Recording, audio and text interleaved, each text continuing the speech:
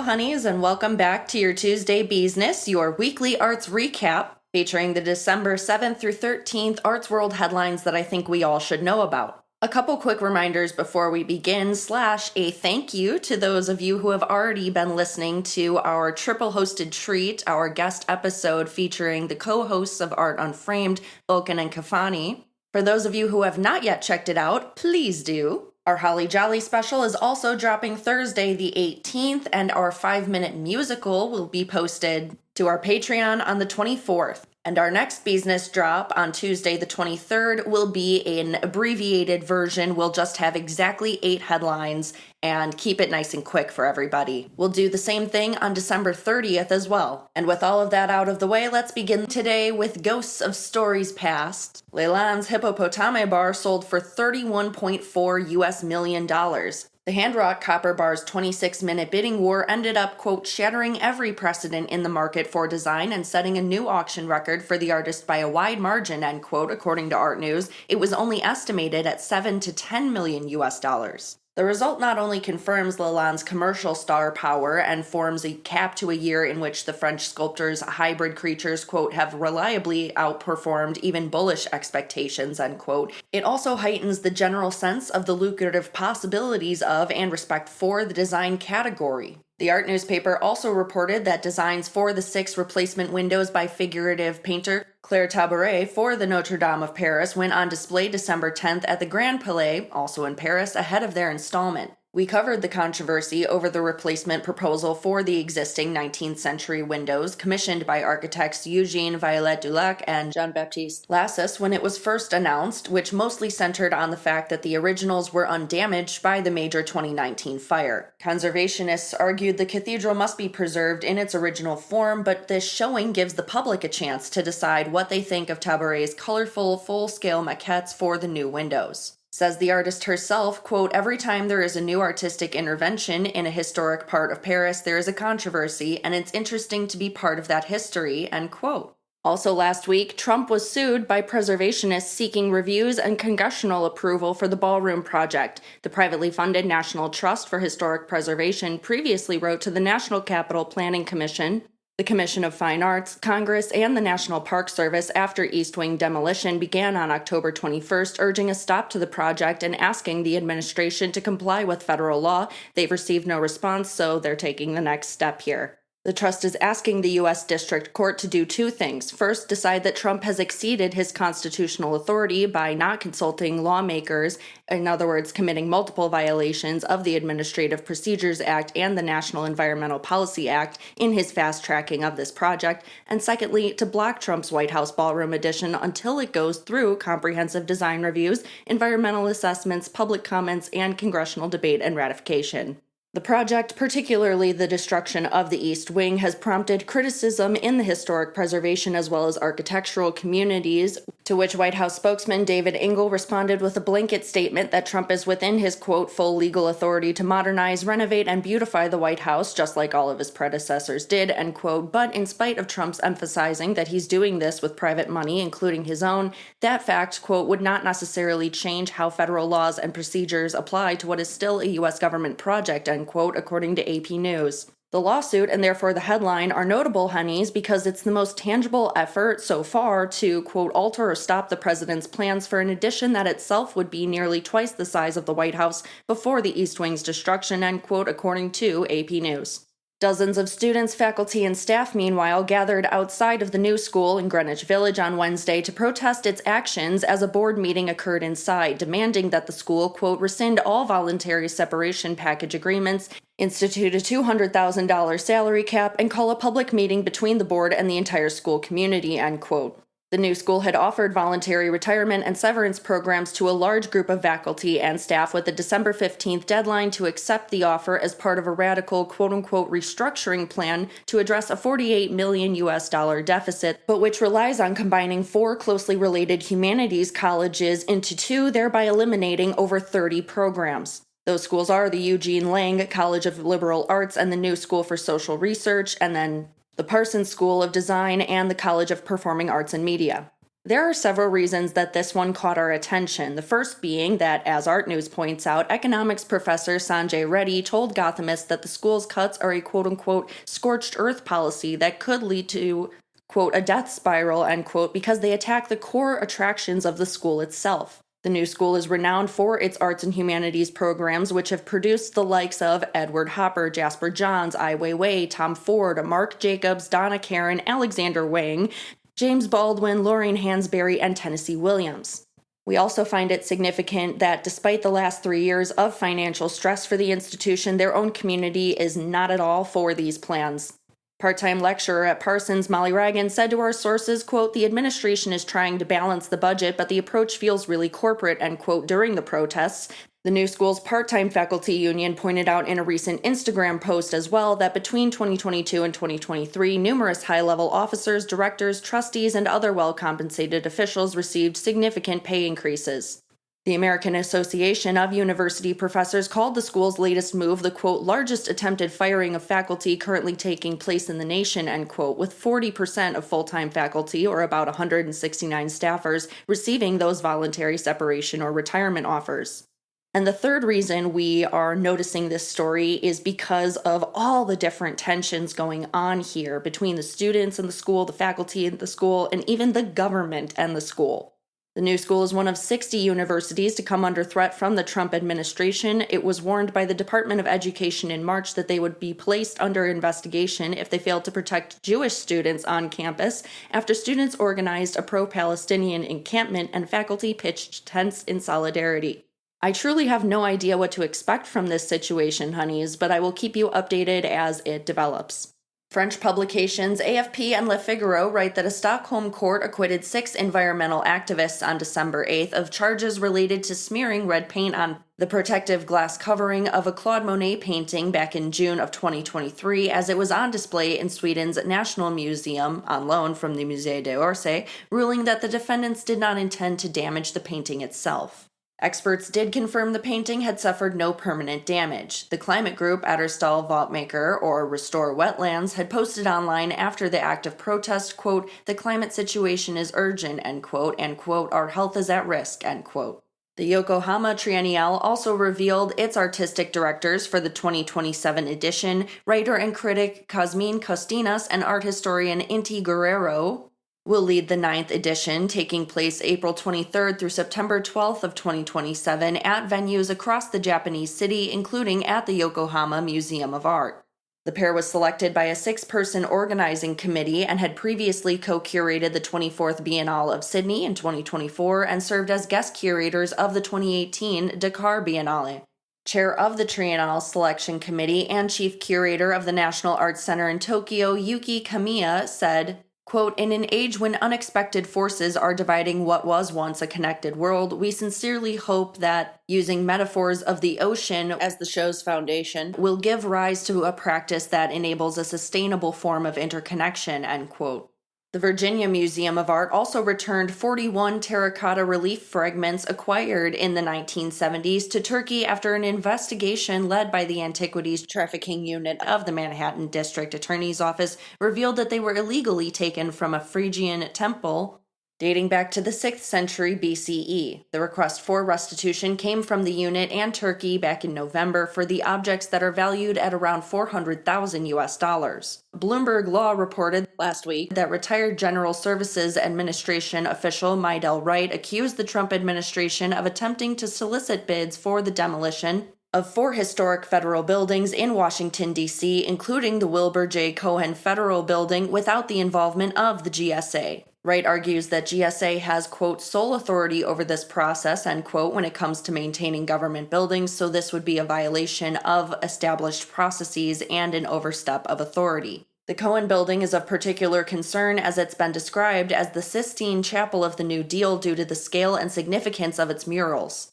And as it was the original home of the Social Security Administration, those murals celebrate the landmark New Deal legislation piece that established it, the Social Security Act of 1935, and these murals include a suite by Ben Shahn titled The Meaning of Social Security, with 3 panels depicting the pre-deal ills of society and several panels illustrating an idealized New Deal vision, Another is a mural by Philip Guston titled Reconstruction and Well-Being of the Family, as well as two more by Seymour Fogel, Wealth of the Nation and the Security of the People. The Cohen Building, however, has been designated a DC landmark and is listed on both the National Register of Historic Places and the DC Inventory of Historic Sites, so its endangerment and loss is a big deal, especially if corners are cut along the path to demolition. The GSA under Trump recently listed the Cohen Building, along with numerous other federal properties, for quote-unquote accelerated disposition, meaning that the public gets no say in their future. The label/process is intended to expedite their sale, but as art historian Mary Oken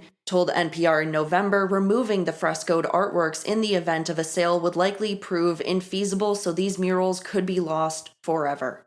We also heard about a guerrilla artist's latest project to game the Billboard charts with an album made by 100,000 people. Painter, designer, and performance artist Danny Cole is keeping with his cultural disruptor reputation with a new endeavor to hack the Billboard 200, which tracks the U.S.'s most popular albums, by blending album sales with streaming plays as well as other metrics through the use/creation of a website/project titled Everybody's Album, and which users, at the time of this recording 80,000 out of the intended 100,000, upload 1 second of audio to in exchange for a gift card that only allows for the purchase of the album.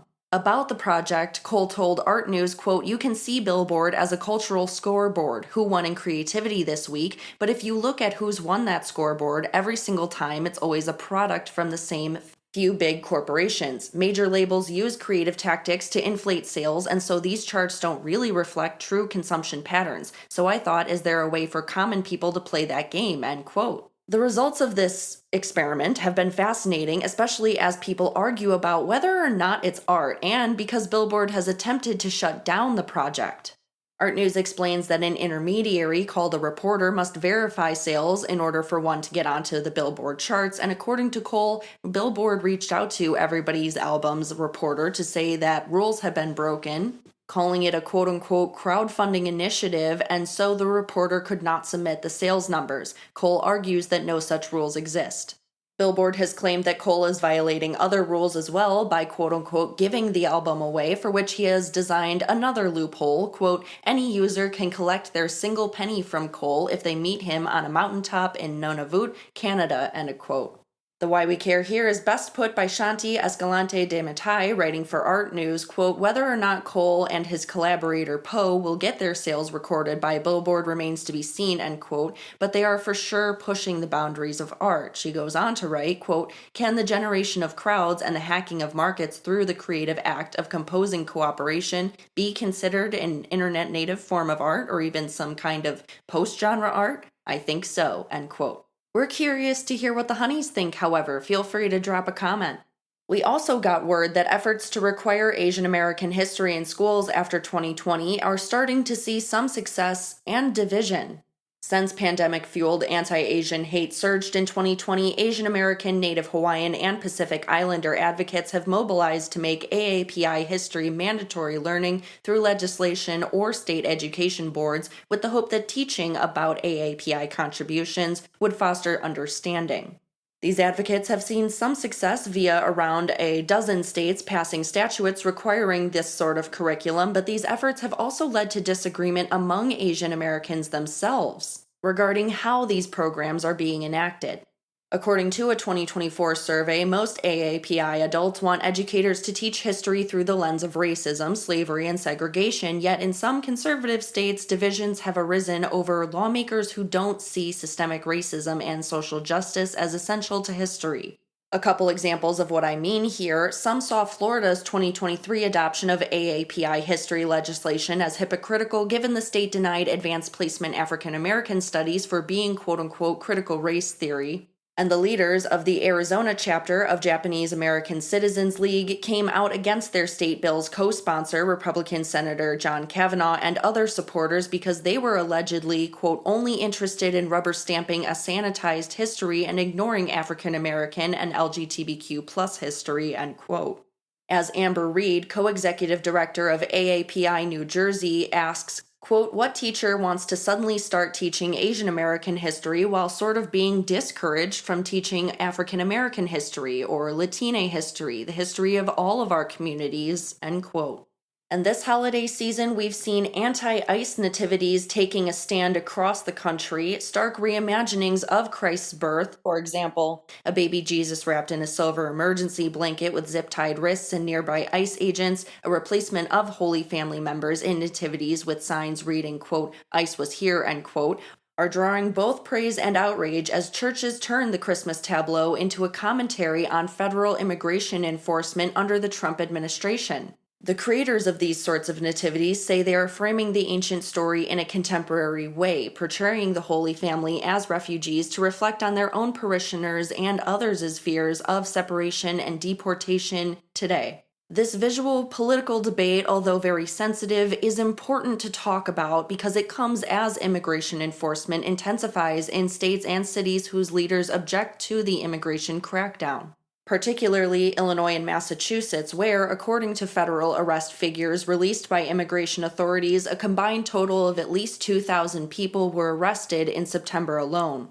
AP News reports, quote, supporters of the displays say the Bible is on their side, but critics call the scenes sacrilegious and politically divisive, accusing the churches of abusing sacred imagery and some arguing they should lose their tax-exempt status, end quote. But it's important to note, honeys, that this is, for some, the continuation of a notable tradition. For example, St. Susanna Parish in Dedham, Massachusetts, where parishioners locked baby Jesus in a cage in 2018 to protest how President Donald Trump's first administration was separating families at the border and depicted the infant floating in water polluted with plastic to highlight climate change another year.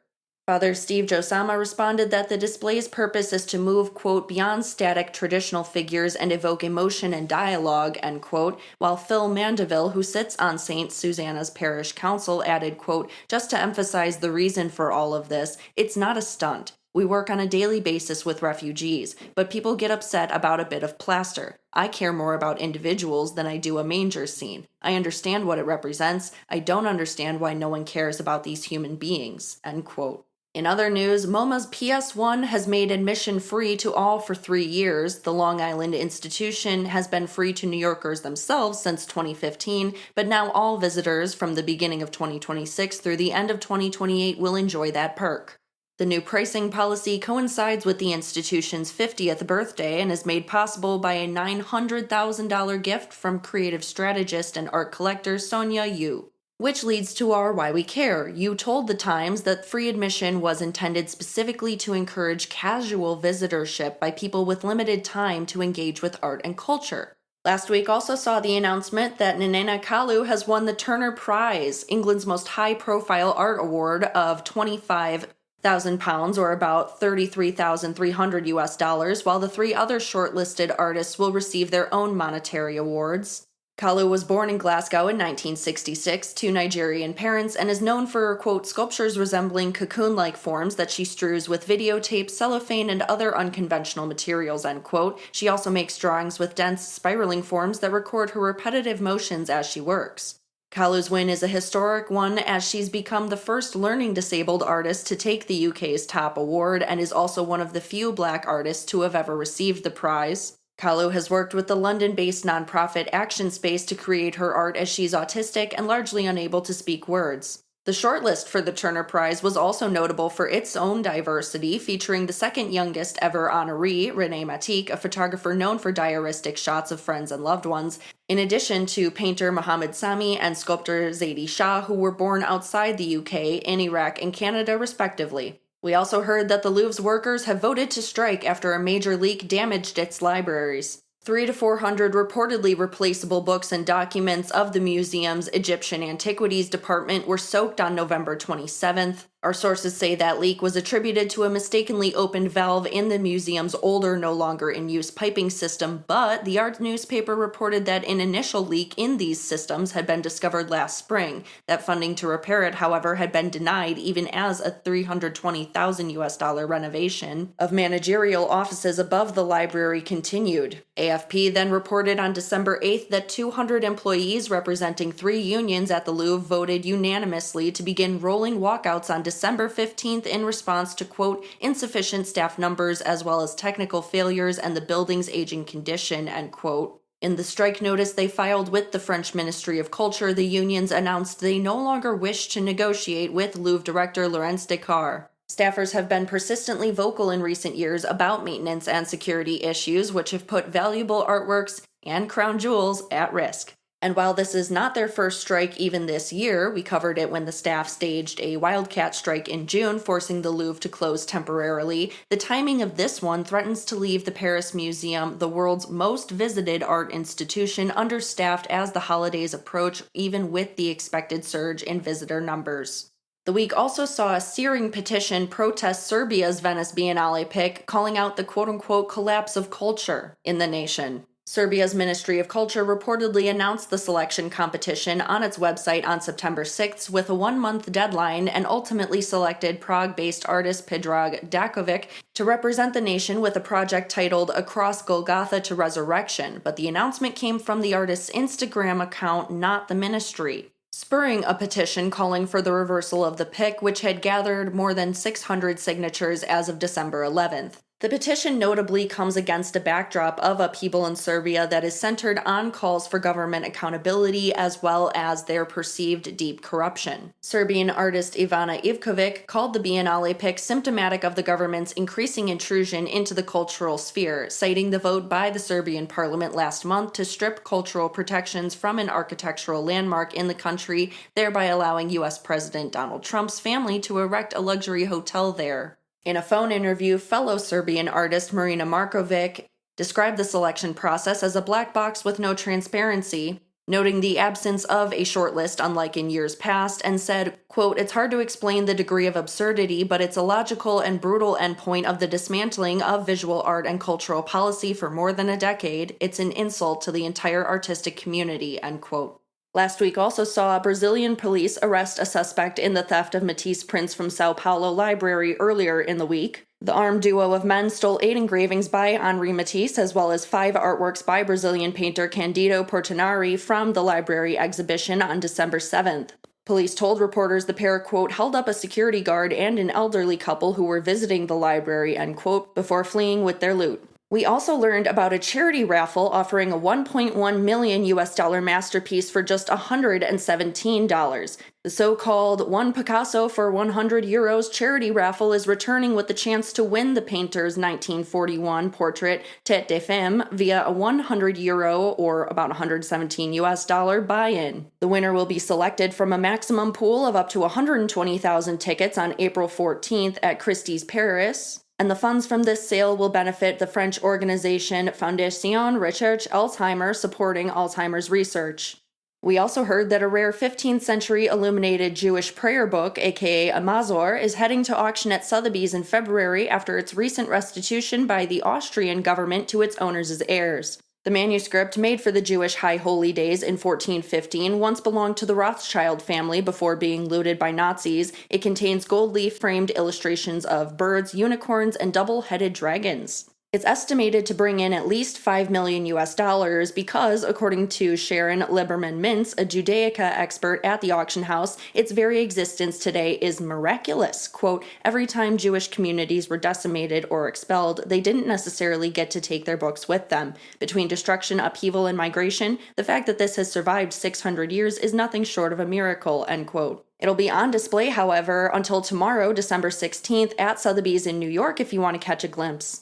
And that, honeys, is our show for the day. I hope you enjoyed. Hope you've gotten your fill of the buzz. Remember to keep a lookout for those episodes that will be dropping, especially if you have time to kill in your travels. Stay warm, hydrate or dehydrate, and take care of yourselves. We'll talk soon.